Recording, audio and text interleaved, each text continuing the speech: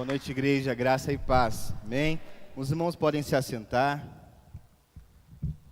Depois de termos cantado essa linda canção, na verdade, a respeito da santidade do Senhor, nós vamos para o nosso momento do estudo bíblico, na primeira carta de Paulo aos Coríntios. Você pode abrir a sua Bíblia se desejar. Primeira carta de Paulo aos Coríntios, nós vamos ler do verso 10 ao verso de número 17.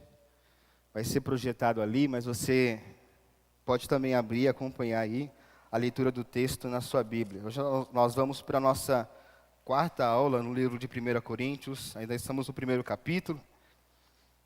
Podemos ler? Amém? Vamos lá, o texto bíblico diz assim: Irmãos, pelo nome do nosso Senhor Jesus Cristo, peço-lhes que todos estejam de acordo naquilo que falam e que não haja divisões entre vocês. Pelo contrário, que vocês sejam unidos no mesmo modo de pensar e no mesmo propósito, pois meus irmãos, fui informado a respeito de vocês por alguns membros da casa de Cloe, de que há brigas entre vocês. Refiro-me ao fato de que refiro-me ao fato de cada um de vocês dizer: eu sou de Paulo, eu sou de Apolo, eu sou de Cefas, eu sou de Cristo. Será que Cristo está dividido? Será que Paulo foi crucificado por vocês? Ou será que vocês foram batizados em nome de Paulo? Dou graças a Deus por não ter batizado nenhum de vocês, exceto Crispo e Gaio, para que ninguém diga que vocês foram batizados em meu nome.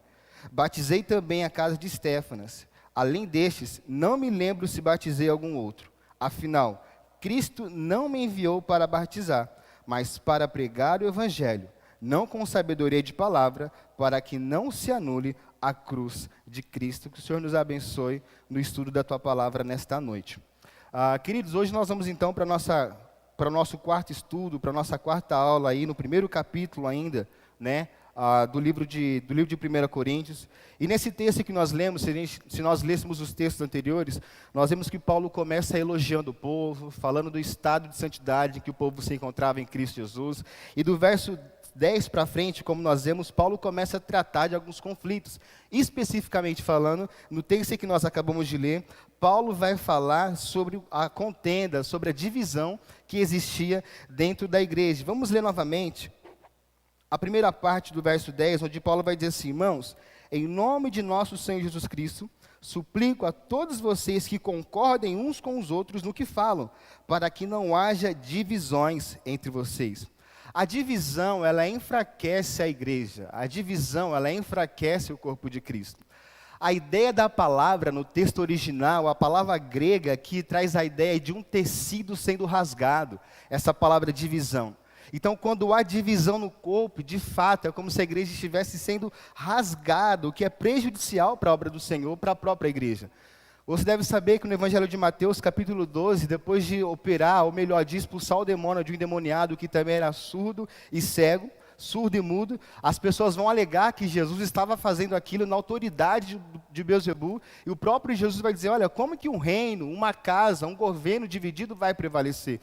Então a divisão, ela é prejudicial à igreja. E por que a divisão é pecado? Vai ser projetado aqui para nós três razões por que a divisão ela é um pecado. Primeiro, porque geralmente surge dos interesses humanos e egoísta. Geralmente a divisão é o fruto de alguém que está vendo apenas o seu lado. É fruto de alguém que está comprometido com o seu próprio umbigo ou com o seu próprio ego. Segundo, a divisão é pecado porque são contrárias à vontade de Deus. A vontade de Deus é que o seu povo caminhe em unidade. Há um texto bíblico lá em Efésios, capítulo 2, a partir do verso de número 13, que o Senhor fala assim: olha, os que estavam longe foram trazidos para perto, e por meio da cruz de Cristo, a inimizade que havia entre o homem e Deus foi abolida. Então, desde sempre, a vontade do Senhor é fazer um único povo, uma única igreja, um único povo caminhando na mesma direção. Essa é a vontade de Deus para a igreja. Diga comigo, a vontade de Deus para a igreja é que ela vive em unidade. Quem é a igreja, meus irmãos? Somos nós. Então a vontade de Deus é que nós vivamos em unidade. Terceiro, ela é prejudicial porque é um mau testemunho diante dos homens. Esse não vai ser projetado. Abra sua Bíblia em João, capítulo 17, versículos 20 e 21.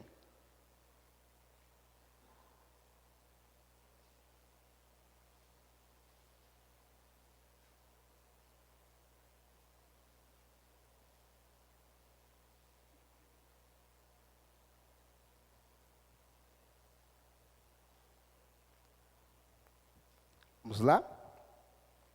O Evangelho de João, capítulo 17, versículos 20 e 21. O texto bíblico diz assim: não peço somente por estes, mas também por aqueles que vieram a crer em mim, por meio da palavra que eles falarem, a fim de que todos sejam um. E como tu, ó Pai, está em mim e eu em ti, também eles estejam em nós, para que o mundo creia que tu me enviaste. Então uma igreja que está em divisão, uma igreja que há contendas nela, o seu testemunho é fraco, o seu testemunho é prejudicado. Paulo também segue falando no mesmo versículo de número 10, que ao contrário da divisão, ao contrário da contenda, das brigas, a igreja deve caminhar em o mesmo falar, em o mesmo pensamento, em o mesmo propósito. Se puderem ligar essa máquina aqui para mim, eu fico agradecido. Então o apóstolo Paulo vai falar que a igreja precisa caminhar no mesmo propósito. Esse não vai ser projetado. Abra sua Bíblia em Atos de número 2, versículos 32 e 33.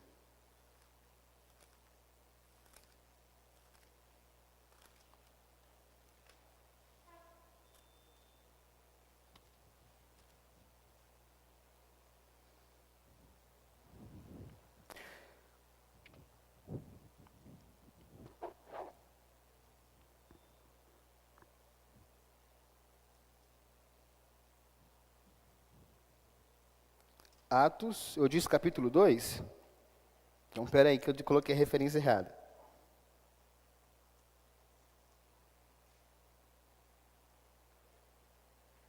Vamos lá.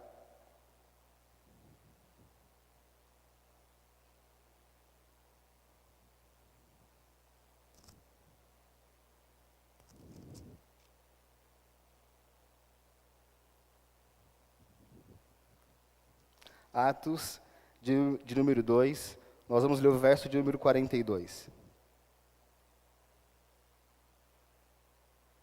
O texto bíblico vai falar do estilo de vida da igreja primitiva, e nós lemos lá o texto que diz: eles se dedicavam ao ensino dos apóstolos, e à comunhão, ao partir do pão e às orações. Todos estavam cheios de temor, e muitas maravilhas e sinais eram feitos pelos apóstolos. Os que criam mantinham-se na unidade, e tinham tudo em comum. Vendendo as suas propriedades e bens, distribuía a cada um conforme a sua necessidade. Todos os dias continuava a reunir-se no pátio do templo, partiam pão em casa e juntos participavam das refeições, com alegria e sinceridade de coração, louvando a Deus e tendo a simpatia de todo o povo. E o Senhor lhes acrescentava diariamente. O povo caminhava em unidade. E o texto bíblico diz que os apóstolos operavam muitas maravilhas, eles tinham a simpatia do povo, e diariamente o Senhor lhes acrescentava almas que estavam sendo salvas. Por quê? Porque a unidade do corpo fortalece o testemunho da igreja. Efésios capítulo 4, verso de número 3, diz assim: fazendo tudo para preservar a unidade do Espírito no vínculo da paz. E queridos, quando nós falamos de caminhar em unidade, de fazer de tudo para preservar o vínculo da paz no Espírito, nós não estamos falando que é fácil caminhar em unidade. Não quer dizer que seja fácil andar em unidade. No entanto, a gente precisa entender que tudo aquilo que poderia nos separar, que tudo aquilo que poderia me distanciar, por exemplo, do Tiago, é muito menor se comparado àquilo que nos une, que é um único Espírito, uma única fé, o mesmo Deus, uma única igreja. Então nós precisamos caminhar e lutar pela unidade, porque tudo aquilo que poderia nos separar, ainda assim é muito menor se comparado à pessoa do Espírito Santo. Abra sua Bíblia em Romanos, capítulo 16, o verso de número 17.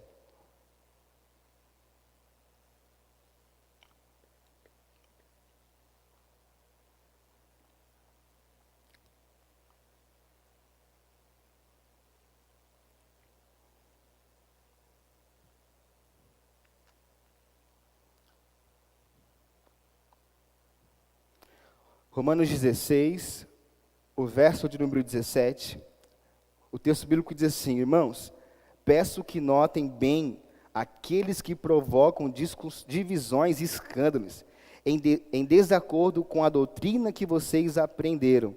Afastem-se dele.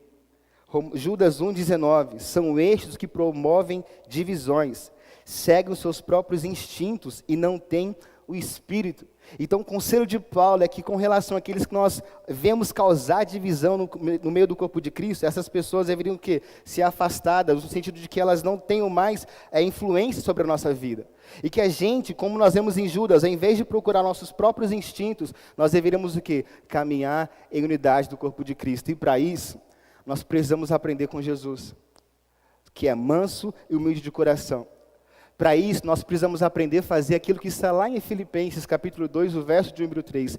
Nada façam por ambição ou vaidade, mas considerem uns aos outros superiores a si mesmo. Então, nós precisamos tomar cuidado com isso, com tudo aquilo que causa divisão no meio da igreja, no meio do corpo de Cristo. Ainda hoje à tarde, dava integração para o irmão, falando a respeito da lição da igreja, e eu disse para ele assim, ele falou em um momento da conversa que ele estava chegando na igreja e tinha algumas expectativas com relação à igreja, e eu na primeira oportunidade disse para ele, nós também temos algumas expectativas com relação à sua chegada na igreja, e uma delas é que você trabalhe pela unidade do corpo. E aí nós entramos na lição e começamos a falar de algumas coisas que nós tratamos nesse período aqui, nesse momento da aula de integração. Que todos nós temos essa responsabilidade de trabalhar pela unidade do corpo. Quando nós olhamos para a Torre de Babel, nós vemos que o Senhor fala, nós vamos descer para a terra.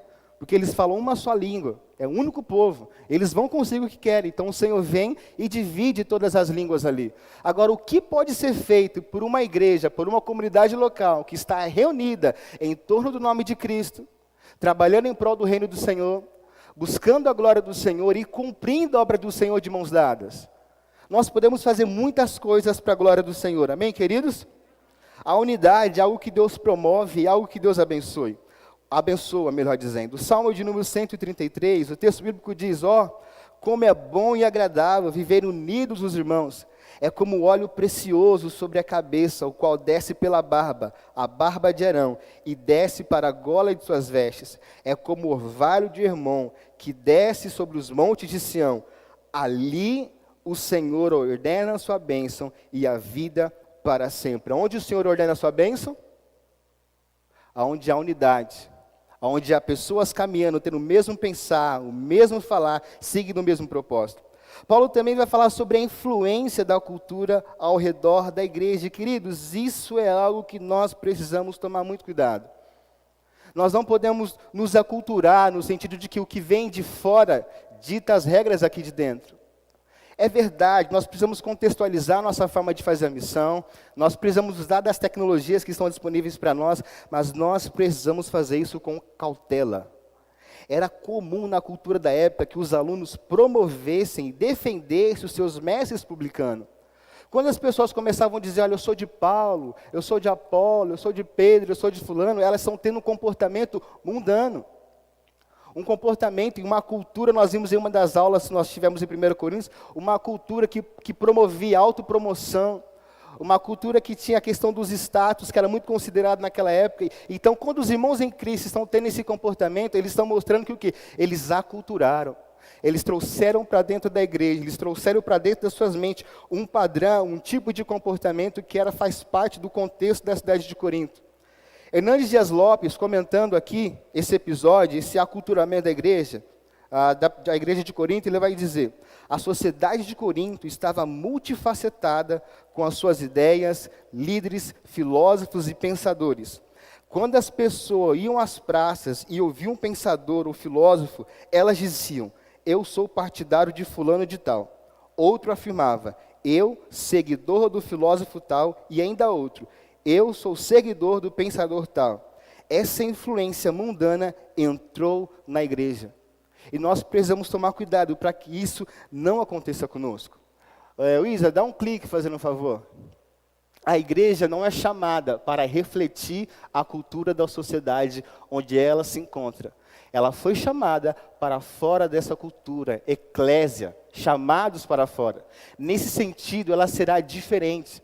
Ela irá na direção contrária da cultura, uma vez que refletirá a vontade de Deus. Vamos ler todos nós juntos, para ficar gravado? Se você desejar, pode pular o Eclésia ali. 1, 2, 3.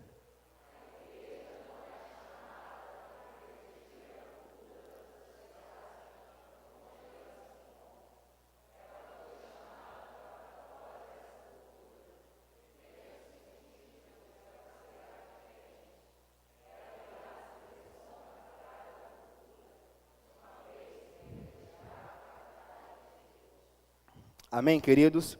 Nós somos chamados para nadar na direção contrária, até porque se não for dessa forma, nós não seremos mais capazes de sermos sal neste mundo e luz também para este mundo. Então, vejamos lá, nós vamos contextualizar sim a maneira de abordar as pessoas, mas nunca imitar a cultura ao nosso redor. Amém? Quarto, Paulo vai trabalhar aqui algo que é chamado de o culto à personalidade. Mas antes de falar do que é o culto à personalidade, é importante esclarecer a diferença entre estimar e honrar a liderança ou cultuar uma personalidade. E eu, particularmente, acredito que a igreja, de uma forma geral, ela está nos dois extremos.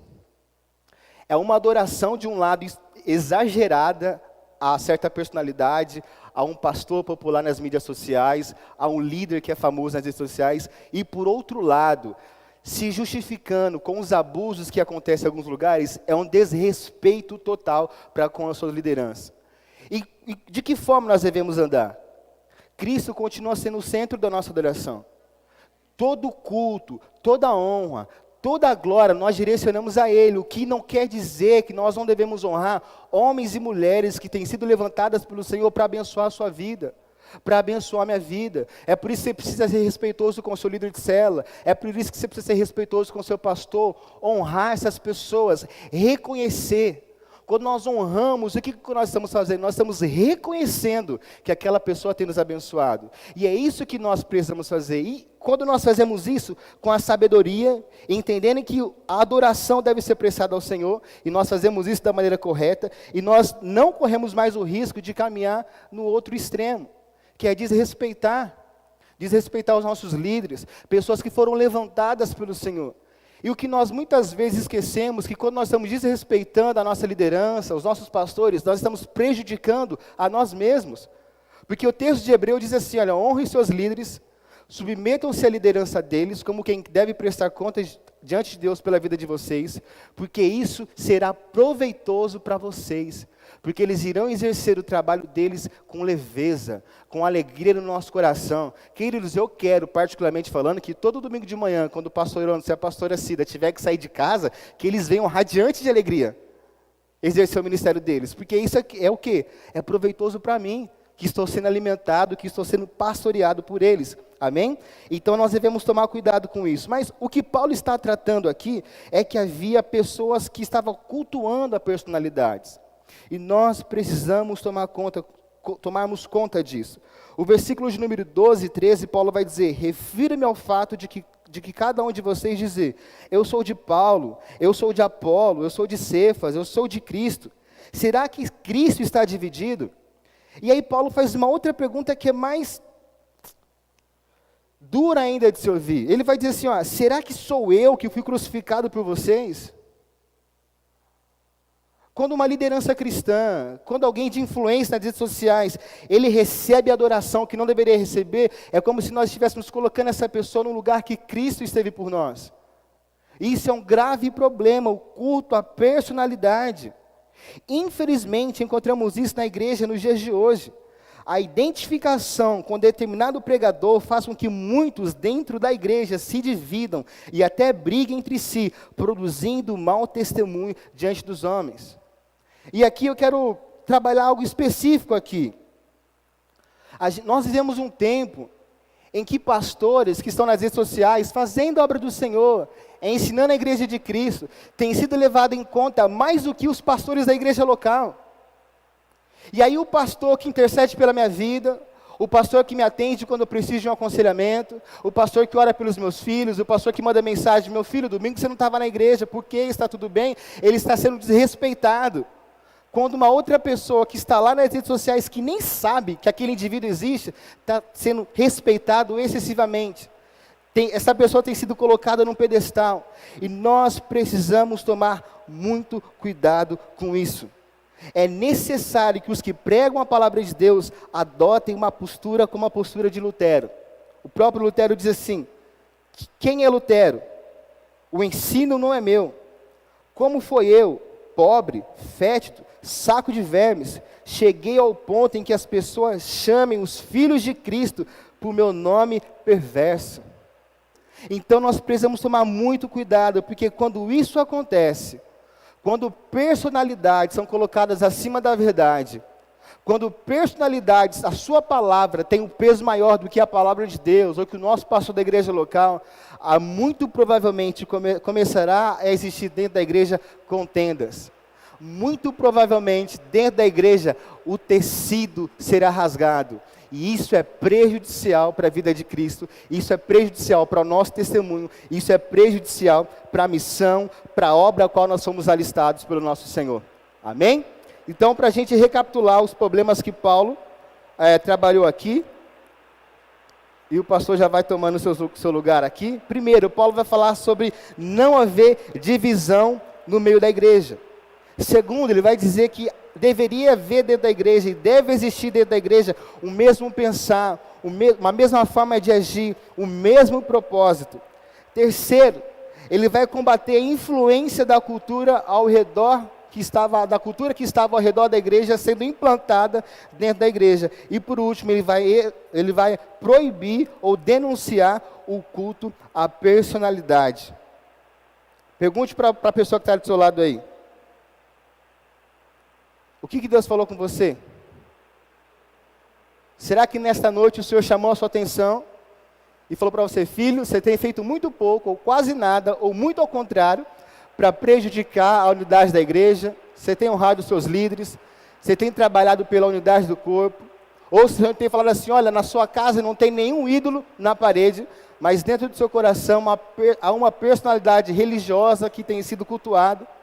Se o Senhor abordou alguma dessas coisas com você, o meu profundo desejo é que você receba essa palavra e comece a caminhar naquilo que é a direção e vontade do Senhor para a sua vida. Porque fazendo assim, você será abençoado, a sua família será abençoada, e a igreja Batista Videira, a igreja local, será abençoada. Amém?